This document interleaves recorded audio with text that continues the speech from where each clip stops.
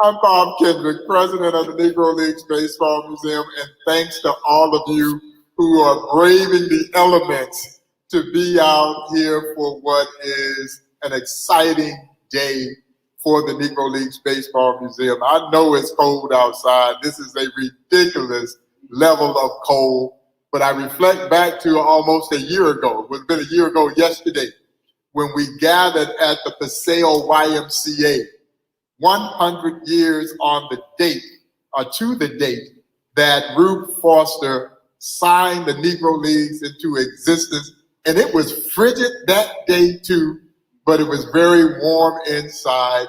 And we're filled with the spirit of what I call the Negro Leagues Independence Day, or baseball's Independence Day, because that is exactly what took place on February 13, 1920, when Andrew Rube Foster led a contingent of 8 independent Black baseball team owners into a meeting at the historic Paseo YMCA. That building, of course, is going to be the future home of the Buck O'Neill Education and Research Center. So we are determined to go full circle right back to the very building that gave birth to the story that we are charged with preserving. But it was on that occasion that Rube Foster and those courageous 7 other owners decided to take matters into their own hands. You won't let me play with you in the major leagues? Then I'll just create a league of my own. So it did serve as baseball's Independence Day. And it was on this date that Rube Foster boldly proclaimed, "We are the ship, all else the sea." He was sending a message to Major League Baseball that a new player had arrived on the scene to be reckoned with. The Negro Leagues would then go on to operate remarkably for 40 years, from 1920 until 1960. And through that process, they would not only change the game, but would ultimately change this country for the better. And that's the story that we proudly document here at the Negro Leagues Baseball Museum. And so as we mark the occasion of the 101st anniversary of the birth of the Negro Leagues, we come today with exciting news of plans to launch a significant educational initiative. Now, from the onset, this museum has always seen itself as a tremendously valuable community resource. Thus, we do incredible events like the Heart of America Hot Dog Festival. And we do these other festival health fairs and these kinds of things because we always saw ourselves as more than just a museum. We are ingrained in the heart of a historic African-American community, and we have a social obligation to give back to this community. So we've always seen ourselves as a tremendous community resource, but we're equally a valuable educational resource. And it's important that we continue to lay the foundation to make sure that people have access to this story. And for me, I don't think it was ever a time that people didn't want to know about the history of the Negro Leagues. They simply had no way to know about the history of the Negro Leagues. Miss Betty, as my late mother would say, you don't know what you don't know. And this history had escaped the pages of American history books. So countless generations of us have gone through our own formal educations without knowing one of the most significant chapters, not in baseball history, but in American history. And it's the rich, compelling, inspirational story of the Negro Leagues. And so it is our ambition, it is our goal, it is our commitment to make sure that future generations have every opportunity to not only learn this history, but be inspired by the passion, the pride, the perseverance, the determination exhibited by these courageous athletes who just wanted to play ball. And so before I introduce Dr. Raymond Doswell, because we've got some exciting news to share with you all, I do want to recognize two of our board members who are in attendance. They brave these frigid conditions to come out and be here. She's the first lady of the Negro Leagues Baseball Museum, the first female chair that we had, Miss Betty Brown, who still serves as our on our board of directors.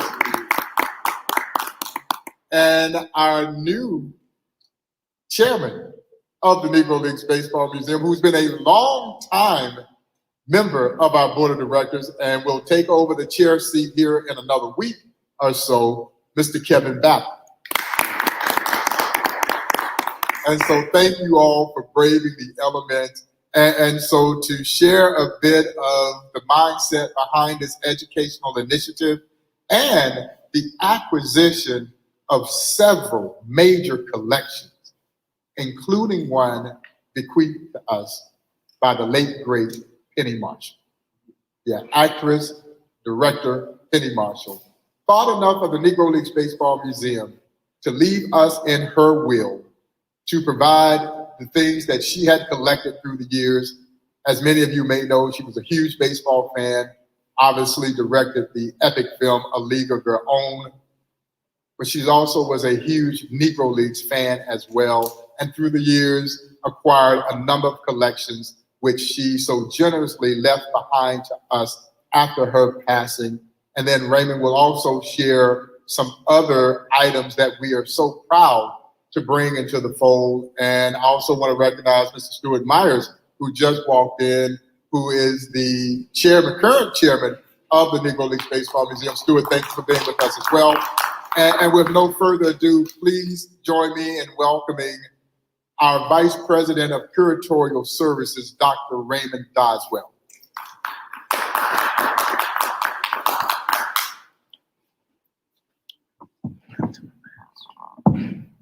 Good afternoon, and welcome to the Field of Legends. We're very happy to have you all here this afternoon. I have a few things I want to go over with you about collections and our educational initiatives.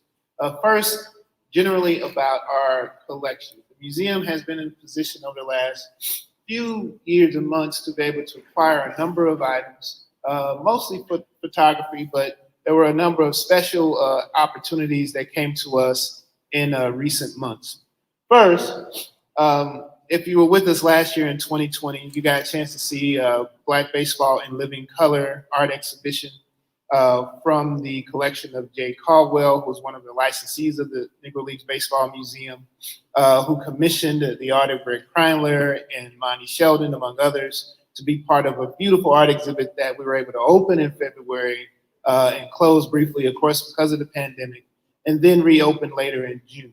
Among the items also on display with the art included a host of artifacts, well over 100 pieces, individual pieces of memorabilia and artifacts related to African American baseball history and Latino baseball history going back to the late 1800s. Of note in that collection were a number of things, including a rare Josh Gibson signed baseball from around 1945, a baseball from a team called the D'Afrique team from 1871, an exhibition team, and a ledger from the Negro Leagues that belonged to Andrew Foster, was managed by his secretary, that included entries related to teams going from 1920 to 1925. So those are some of the highlights of that. The museum has negotiated with Mr. Caldwell to actually purchase the entire collection that was on display.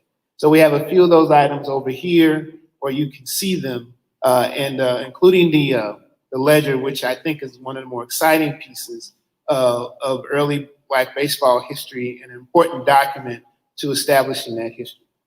In addition, we were contacted by the Penny Marshall estate. As you know, Penny Marshall was an actress, but also a director and producer in Hollywood, and an avid sports fan. And she collected a number of things in sports and baseball. And upon her passing, the estate contacted the museum saying that they had a number of items that she had bequeathed to the museum. So A lot of it is memorabilia, some things that you can buy at auction and at collector shows, but there are some unique items that are of historical value as well.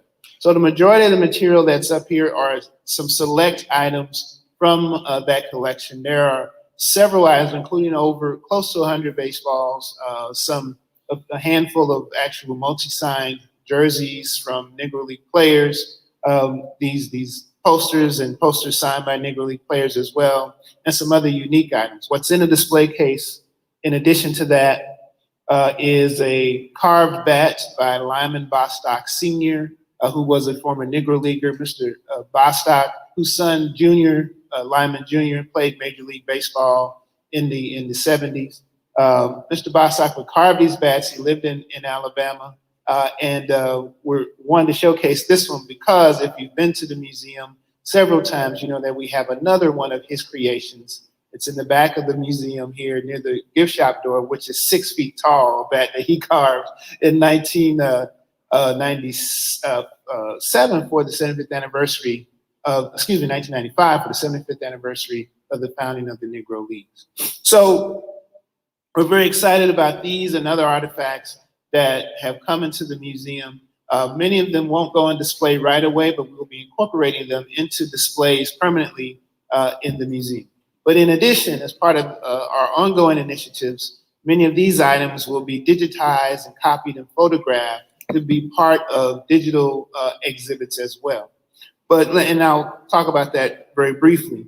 But all of this in part is part of our response to the new realities of education and outreach forced by the pandemic. And we're also building upon the great momentum we had from the 2020 centennial celebration. And that momentum was possible due to the very generous support of patrons around the world in response with donations and memberships and gifts and purchases in support of the museum. And so our guiding principle is to provide the greatest possible access to Negro Leagues history to all learners at all readiness levels, anywhere in the world. And for now, that means shifting outreach efforts to the digital and virtual environment. It includes, again, digitizing some of the artifacts, and among some of the other things that we're doing would include taking some of our traveling exhibits as well and turning them and relaunching them into virtual displays.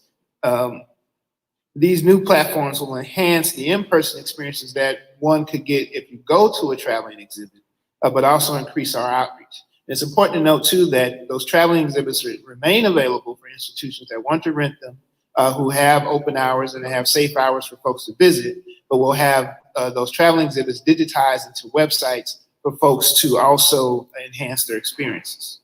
Now, we've already begun transitioning some of our traditional in-person programming to the virtual environment. Some folks are used to coming right here to the Field of Legends for our baseball book notes author series and even our children's program, Reading Around the Bases. And you can learn more about those events online through our Facebook page and social media.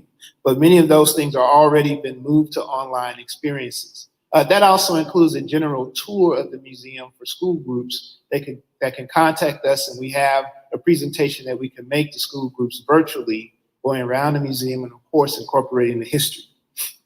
Now, these programs and others will be part of many other program series that will happen in 2021. And that will include some initiatives for Women's History Month. We want to focus on athletes and activism in April. There'll be presentations in partnership with the KC STEM Alliance called Remake Learning Days. That will be in May. And some ongoing programming that we plan in June with the Society of American Baseball Research, or SABR. This is a national body that does a lot of baseball research on Negro Leagues and all things sport.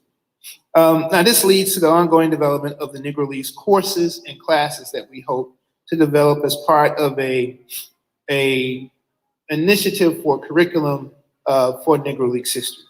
So the work is ongoing for the development of the initiative, but the plan includes engaging the public at different interest and readiness levels to Negro Leagues history. And we'll begin, and I'm sure Bob will talk more about the Negro Leagues 101 initiative with 101 facts about Negro Leagues baseball history, which will be rolled out in partnership with some other entities to focus on really core facts about Negro Leagues history. Might say important trivia facts, so you can use these to win any bar bet when you go out when it's safe to do so. But that material will be out. So that's one level. And then by midsummer and through the early fall, we plan to create a series of programs, roughly about a half hour to 45-minute programs, 6 to 8 programs that will be the core part of this class or course on Negro Leagues history. Again, the primary history is 1860 to 1960, and it'll be kind of first level college programs, and folks will be pretty much experts in the Negro Leagues if they take that and enjoy those programs. And those will all be virtually offered once they're complete. Now we do, by the fall, want to go even deeper than that. And we're working on plans for a distinguished collegiate lecture series in partnership with regional universities. We have identified a number of national scholars on the topic that will certainly incorporate Negro Leagues history with African American history, with coursework or lectures that would happen in the fall. And these may be more hybrid programs where we might have some in-person attendance, but most of it will be online. So the goal right now is between October and December to have that coursework flow for primarily the Negro Leagues history, and then flow into 2022 between February and April, which will focus on the integration of baseball. And that is the 75th anniversary of the appearance of Jackie Robinson in Major League Baseball. So that all ties together with the encompassing our history that we cover here at the museum up through 1960. And if we're fortunate, later in 2022, we may even go deeper than that with more details to come later. So we're happy to talk to you about any specifics with the artifacts. I should point out before I close that there are some of the collections have been on display for a few weeks from some of these collections. Some of the Caldwell collection has been on display over here, where it talks about African American stereotypes, and some of the Penny Marshall collection, which includes some basketball material, is on display in tribute to Goose Tatum. Some wonderful Harlem Globetrotters and Harlem basketball posters that include Goose Tatum and Marcus Haynes have been on display for a little while. And oh, forgive me, there's one piece that I completely forgot to talk about. Right, one of the more important pieces that we've been able to acquire, and this is important. The museum for many years hadn't always had the resources to actually buy stuff. And this is one thing that we've been able to buy, and that's the Bud Fowler letter. There's a letter from Bud Fowler, born John W. Jackson, but one of the premier early players of really the pre-Negro Leagues in the late 1800s. This letter is dated from 1908, and it's a correspondence between him and Charles Comiskey, the owner of the Chicago White Sox. There are very few actual artifacts that can be directly attributed to Fowler. He is one of the great early era players in baseball history. And we actually have a letter with his signature from 1908. This is quite a find. It was a private sale that was facilitated through the support of Hunt Auctions in Pennsylvania. So we're extremely proud to have this letter as part of our collection. Again, something we've been able to acquire here, and it will go on display very soon at the museum. Happy to answer any questions afterwards about specifics on any of these items. Thank you. Thank you, Dr. Doswell. And you can see why we are so excited. As Dr. Doswell mentioned, to some degree, we've become our own worst enemy. The more we popularize the story, we're driving the market. We're increasing the value of these items to the point that it is difficult for us to go out and compete to go get them. So you can see why we would be most thankful to people like Penny Marshall and to countless others who have donated to the Negro League Baseball Museum, including so many of the players and their families. You know, it's an estimated, I would say, almost 95% of the items that are currently on display here were donated by the players and or their families. And as Dr. Doswell mentioned, it has only been over recent years that we've had the wherewithal to go out and compete for memorabilia. It's a very, very pricey game, and we have to be very select, almost stealth-like at what we do try to go after because now when we start to talk about three-dimensional items, bats and gloves and jerseys, these things are going to fetch enormous prices. And so we focus ourselves on some other things, but keep in mind, there is no insignificant piece that comes into this museum, because every piece that we acquire, there is a story to be told behind it. And so as Dr. Doswell mentioned, we will be digitalizing as much of our collection as we possibly can, because there's always a story behind the story. And one of my favorite stories is one of a game day poster. I think it's on display in the back, that we got when a man was demolishing a house. He was demolishing a house, and there was a mirror on the wall. And of course, particularly in Black life, the mirror would be backed by cardboard and then hung on the wall. Well, the man knocks the mirror off the wall, the mirror breaks. Behind the mirror is a Kansas City Monarch game day poster. He brings it to us and asked if we wanted it. Of course we wanted it. Now you all know that there's supposed to be 7 years of bad luck if you break a mirror. I honestly don't know whatever happened to the man that gave us the poster. I hope that it's okay, but it was a good luck day for the Negro Leagues Baseball Museum. And that's what I mean. There's always a story behind the story. And it's our job to bring those stories to the forefront.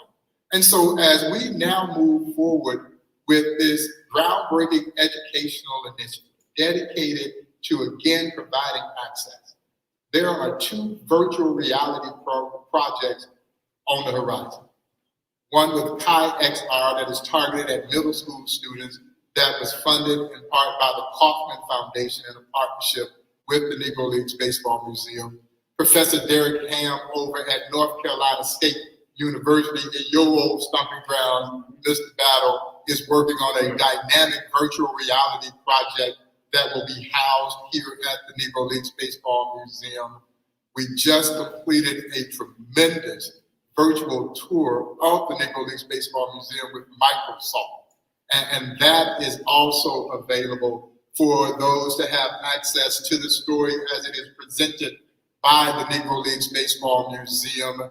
There are some dynamic programs and events that Raymond mentioned, but also in addition, we're developing what we call Women Who Play Ball. It is a look at the leadership of women, spirited by those who were leaders in the Negro Leagues. 3 pioneering women in Toni Stone, Connie Morgan, and Mamie Peanut Johnson. And of course, the tremendous leadership of Effa Manley, who owned and operated the Newark Eagles. And so there are these other kinds of groundbreaking things that we as an institution feel compelled that we have to do in order to make sure that this access is available for those to learn about the history of the Negro Leagues. And so the spirit of this 101, yes, is about this anniversary, but it's also about this educational effort as an introduction to the Negro Leagues, just as it would be for those of us who took those 101 courses in college. And as I always joke, those 101 courses were the ones that saved me. Yeah, because by the time we got to the 300 and 400 level, old Bob was in trouble. Now, Dr. Doswell probably did pretty good because he's a doctor. The Bob's struggle in those 101 courses were those brain boosting courses that kind of got me through. You know, they didn't require a prerequisite. You didn't have to have any other knowledge. And that's the same spirit that we're doing this. There's no prerequisite. All that is required is an interest in the subject matter. And we're here to provide that for you. So we're excited because not only, and this doesn't end in 101, as Dr. Doswell mentioned, this now becomes the genesis for the museum's educational initiatives moving forward into the future, to the point when this stuff will all be housed at the future Buck O'Neill Education and Research Center. I also would be remiss if I did not remind everyone that this afternoon at 5 o'clock Central Time, I will join actor, author Taye Diggs and my good friend Sean Edwards, film critic over at Fox 4, for a conversation about the Negro Leagues. Taye Diggs has taken an extraordinary interest in this museum, and he and his team of marketers have helped grow the museum's social media following tremendously. And so we're going to have a fun and entertaining conversation live via Facebook and our YouTube page this afternoon at 5 o'clock. And today, starting at noon, we throw the gauntlet down. We issue the challenge, the 101 challenge. And we hope that a whole bunch of people will take and meet the challenge. The 101 challenge is a bold endeavor by the museum to raise $101,000 in the next 101 hours, starting at noon today. You can go online to NLBM.com, and we hope that you will consider making a contribution of any amount to assist us in this effort to raise $101,000 in the next 101 hours. The challenge has formally been issued, and I know everyone's going to step up to the plate and continue to support this great institution so that we can continue to bring these items into our fold, so that we can provide the needed access, so that our children will have an opportunity to learn something that none of us were privy to, but not only learn it for its rich educational value, but it's very much inspirational value. And one of the things that I oftentimes share with our visitors here, if you walk away from this experience with nothing other than this, what the Negro Leagues teaches us is very simple. If you dare to dream and you believe in yourself, you can do or be anything you want to be. You see, these courageous athletes dared to dream of playing baseball. They had no idea that they were making history. Quite frankly, they didn't care about making history. They just wanted to play ball. But the pride, the passion, the perseverance, the determination, the courage that they demonstrated in the face of adversity. Again, our story, folks, is not about the adversity, but rather what they did to overcome the adversity. And that's the real story.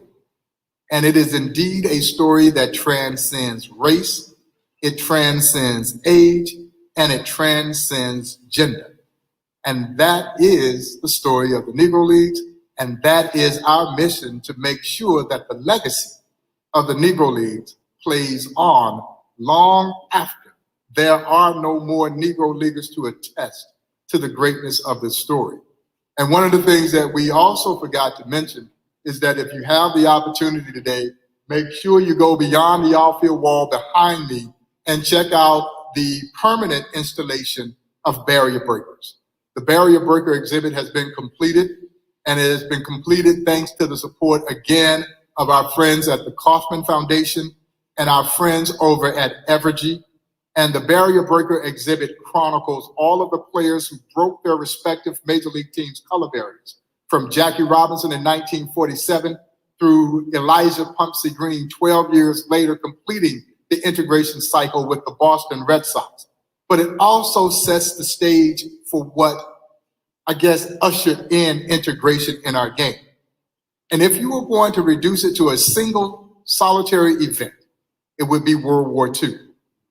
World War II, you had the irony of young Black soldiers dying, fighting essentially the same racism in another country that we were being asked to accept in this country. And that led to the movement of integrating America's so-called national pastime. The sentiment was simple. If they could die fighting for their country, they ought to be able to play baseball in this country. And this beautiful exhibit chronicles that story, along with the other trailblazers who broke barriers in other sports. In football, Fritz Pollard, and later Kenny Washington. In the NBA, we talk about our very own Nat Sweetwater Clifton, who starred for the Chicago American Giants, signed the first professional contract with the New York Knicks, Earl Lloyd would actually beat him to the floor as barrier breakers in the NBA. And of course, someone who is no stranger to this museum. He is a friend of this museum, the first Black to play in the National Hockey League, Mr. Willie O'Ree. They're all chronicled as part of this barrier breaker exhibit. And again, it is incumbent upon us to tell these stories, because if we don't bring these stories to life, who will? And I think it just enhances the true value of the Negro Leagues Baseball Museum. So again, join us this afternoon for a conversation with Kay Diggs, myself, Fox 4 film critic Sean Edwards, and then also take the 101 challenge. Log on to NLBM.com, make a contribution of any level to support this effort to raise $101,000 in the next 101 hours. I know we can do it, and we're counting on you to help us do it. So at this time, Dr. Doswell and I will take any questions that you all might have relative to anything that we talked about today. I am particularly pleased. I shouldn't show favorites about any of this stuff because it's all important. But when I first caught wind of that journal that belonged to Ruth Foster last year, I told Dr. Doswell then, we cannot let it go back. So we were going to do everything in our power to make sure that what I believe to be the holy grail of Negro Leagues memorabilia remained here at the Negro Leagues Baseball Museum, because sometimes lost in the romantic nature of these courageous athletes who wanted to play ball is the fact that this was a thriving Black business enterprise. This journal helps bring that to the forefront. And so we thank Jay Cardwell. We reflect and remember the late, great Penny Marshall and thank her for her contributions to this museum. And we're so proud to bring this very rare letter penned by Bud Fowler here to bring it back home where it deserves to be, at the Negro Leagues Baseball Museum. Any questions?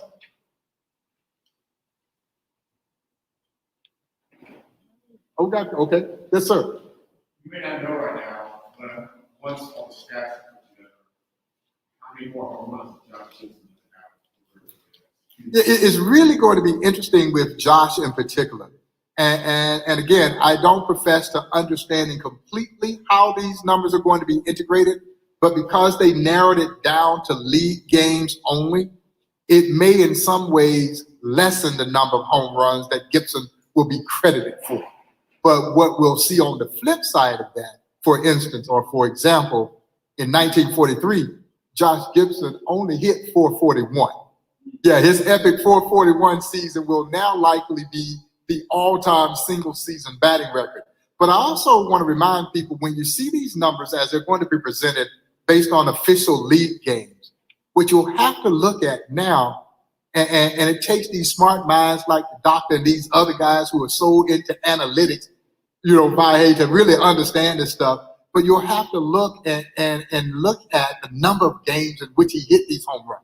And then you're able to project what that would be over a 162 game season, because they didn't play as many games as they did in the major leagues. And so it's going to look one way, but when you examine the numbers, his numbers will be incredible.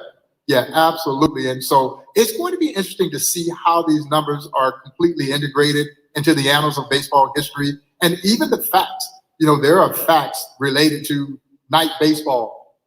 Major League Baseball always claimed that Cincinnati was the place that night baseball started. We always believed that it started, because it did start in 1930 here in Kansas City with great Kansas City Monarchs, as opposed to 1935 in Cincinnati. Will those be integrated? But what it will do is, for those players who had significant time in the Negro Leagues, like Monty Irvin, Minnie Minoso, you'll see their numbers improve tremendously. Monty Irvin will now be a lifetime 300 hitter if you take his numbers from the Negro Leagues. And it's something about that magical plateau of 300 that people look at you a little different. I think he hit like 293 in the major league, 7/10 behind 300. But you get to that 300 level, and all of a sudden, man, you were a great hitter. He was a great hitter at 293. But now when you get to 300 or 300 plus, you're really a great hitter. So it'll be interesting to see how this is all integrated. Any other questions? Well, and of course, Ray and I, yeah, Kevin. I'm sorry, Bob, in the good doctor, if you don't mind, I know that 5 year long is pretty thick. Can you give us a taste of that 5 year long, what's in it? Because I can imagine that Ruth Foster had a lot of information. A lot of information. And it is, the records are meticulously kept. But what also comes to light is that old Rube got about 5% of the annual gate in 1920. And you got to remember now, Rube was a very shrewd businessman. And Rube had either booking rights or ownership to 4 of the Negro League teams that made up the 8 original teams. And so he essentially divested ownership, kept the Chicago American Giants, and in a deal with the Negro Leagues was paid 5% of the annual gate. That is very well documented in this journal. And so Rube made out pretty good as the head and leader of the Negro Leagues, but these leagues were flourishing under his guidance. And that is also something that we want to remind people of, is the genius of Rube Foster. And we don't want to forget that our Kansas City Monarchs were one of those 8 original teams established in 1920. And the great James Leslie Wilkinson, who owned the Kansas City Monarchs. And as we made the announcement in January, the Monarchs are playing again, thanks to the partnership that we now have with the former Kansas City T-Bones. The spirit of the Kansas City Monarchs will take the field in May of this year. And we're super excited about that educational effort as well, because that's exactly what it is. So again, I want to thank all of you for coming out, braving the elements this morning to be here with us. Support the 101 challenge, and Raymond and I will be around to do any one-on-ones that you all might want to do. To our Facebook and YouTube audience, thank you all for tuning in. We're excited about this. We hope that as this pandemic starts to loosen its grips on us, that folks will be able to come out and experience this in a greater capacity. But man, I can't tell you how thankful and grateful we are to those who are coming out to experience this museum. Thank you all for coming out and being a part of this experience. And again, thank you all for being here today, and happy 101st birthday to the Negro Leagues. Thank you.